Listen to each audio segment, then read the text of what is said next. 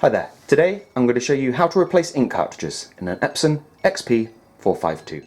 Now this can be done directly from the printer without needing to involve an attached PC or laptop at all. So if you're not already on this screen, you're going to want to press the home button to be taken there.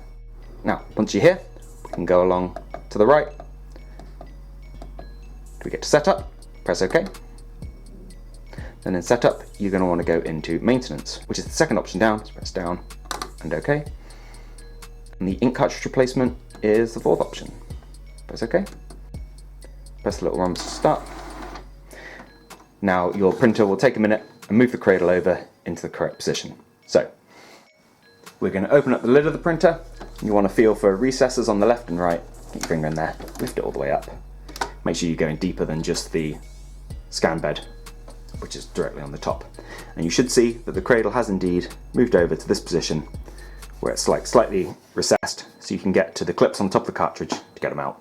For argument's sake, I'm going to say we're replacing the black.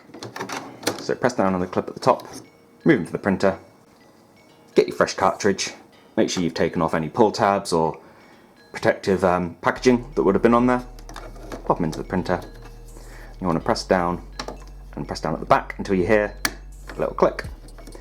You know it's in position. Now we can lower the lid again and indicate to the printer that we're done with this start button on the right again. Your printer will now check the ink cartridges, make sure it's happy, it can read the chip on them, and allow you to continue printing. If you're using compatible or remanufactured ink cartridges, you might have a few prompts to go through to say to the printer you're happy using it, and away you go. Now, I hope you found what you were looking for here. If you have, please do let us know with a like. If there's anything else we can help with, please do let us know in a comment.